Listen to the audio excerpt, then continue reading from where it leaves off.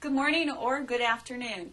Hi, I'm Sue Renew, and I'm the Assistant Superintendent for Human Resources, and I'm here with Vicki Carr-Rodriguez, who is the Vice President of the Classroom Teachers Association Classified Unit. And we're here to talk to you today about a tentative agreement that we have come to for MAP, which is the Merit Award Program in the state of Florida. And soon you will be asked to do a ratification vote. And we felt this was the best way to get information to you so that you can make an informed decision when it comes time for you to make that vote. So the first question that we'd like to go over today is, well, what is MAP? MAP is a requirement of Florida statute, and it was passed by the legislature this past year. We will put this legislation into effect upon ratification by both parties because under the law it has to be negotiated. This replaces STAR, and I'm sure you all remember STAR, but MAP, the Merit Award Program, provides a lot more latitude for the district to be able to provide a more equitable program for teachers to participate in. This plan that we have just come to a tentative agreement on is actually for last school year, right, Vicki? Yes.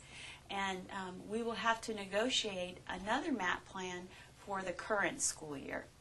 Vicki, would you like to talk about who's eligible and how much the award might be? Absolutely. Okay. In order to be eligible for a MAP award, you have to have been employed in St. Lucie County during 2006, 2007, and have been present for both Survey 2 and Survey 3, and also continue to be employed in a Florida school as of September 1st of this year as well. The total MAP award will be based on the average teacher salary for the district, and it will be 5% of that amount. And the school district received over $2 million to be able to award as many teachers as that will cover. Great. Now, in order to receive the MAP award, teachers must meet the criteria of top performers, and the district was able to negotiate exactly what a top performer is. And that was another piece for us that differs from STAR, because we really did get to define what top performers are. And it's a three-prong determination. First of all, a teacher would receive 40% of the points for MAP based on their assessment. And again, if someone would receive a meets expectation overall assessment on TEACH, they would receive 20 points. For someone who received an above expectation overall on TEACH, they would receive 30 points. And for those folks that received an exceeds expectation overall on TEACH, they would receive 40 points. The next component involved in the MAP determination then is the student performance piece. And that would be based on learning gains of the students that they were responsible for, proficiency of the students they were responsible for, or a combination of the two. And under our agreement, we will look to see which one of those criteria benefits the teacher most, and that is the criteria that we will use. In addition to that, there's a complexity factor for those schools that have high numbers of students with disability, have high numbers of English language learners, and have high numbers of students, low socioeconomic students. So that complexity factor then would be added to the teacher's MAP score. So there's a three-pronged score then that is added. It's the teacher evaluation piece, the student performance piece, and the complexity factor, and that would equal a teacher's MAP score.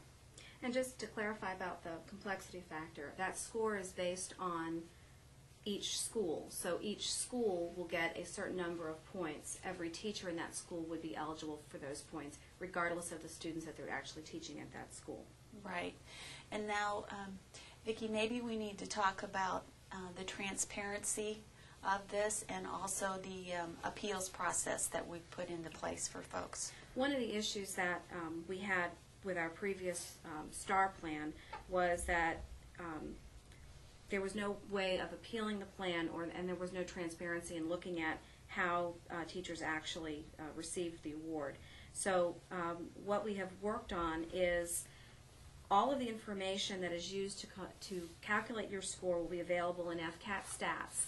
As a teacher, you can log on, you can see your score, you can see all of the calculations used to create your score, you can see every single student that was used in your calculation, and each individual score for those students. So it's completely transparent.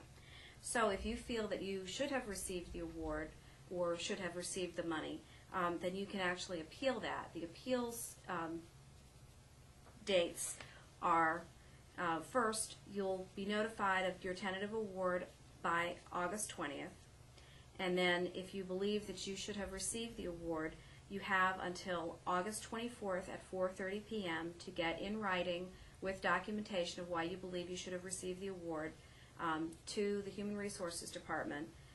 And then the Appeals Committee will meet on August 27th. And the Appeals Committee is made up of members of the CTA-CU and also members of the school district, equal numbers of both as we look at those appeals.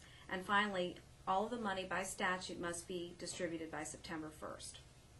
Okay. One of the issues that was of concern to both the CTA and the district was the confidentiality of the ranking. And what we have come to understand is that due to the nature of a teacher's evaluation being part of the MAP score, the rankings will be confidential, so that the rankings will only be seen by 4 people, and those are the individuals that will be notifying teachers that they will be receiving the MAP award. So no one else will be able to see your MAP award nor how your MAP score was calculated except for you. Your principal will not be able to see it. Your assistant principal will not be able to see it, and neither will anybody else in your school. Including, there had been some concerns from people about, will these be published in the newspaper? No. And because your evaluation is confidential for 1 year, this information will not be released to the press, so you won't have that fear of, these are the best teachers, these are not listed in the newspaper. Yes, and that was real important to all of us when we were talking about this plan. I guess the one thing that we need to make real clear is that what we have come to a tentative agreement on is student performance as it relates to teachers for last year, and that we will be negotiating again for this year another MAP plan. And I just want to say that we've worked really hard all summer long on this, and I think we've come up with the most fair and equitable plan that we could. Based on what we have to work with. That's right. Even though it's a bureaucratic statute and we're working on becoming a learning organization, we still have some of those things that we have to comply with. So if you have any questions, feel free to contact the CTA office. You can reach us at 464-6430, or you can email our office at info@stlucieteachers.com with whatever questions you have. We'll be glad to answer those the best we can. The reps on your campus can probably answer your questions. All of the information will be emailed to you, so you have a hard copy. Pour through that. If you do have any questions before you vote for ratification, please make sure that those questions get answered, so everything you need to know is there for you. And the last thing I'd like to say, Vicki, is that when the letters are sent out for individuals notifying them that they have qualified for the MAP award, I'll send an email out to all instructional staff so that they know that those letters have been sent. And those letters are going to be sent to their home addresses. Correct. So even the letters won't be going to your school for your principal to distribute. They'll actually go to your home, so you're the only one who knows that you did or did not get a letter. Right. I think we've covered it all. I think so. Okay. Have a great day. Have a great year.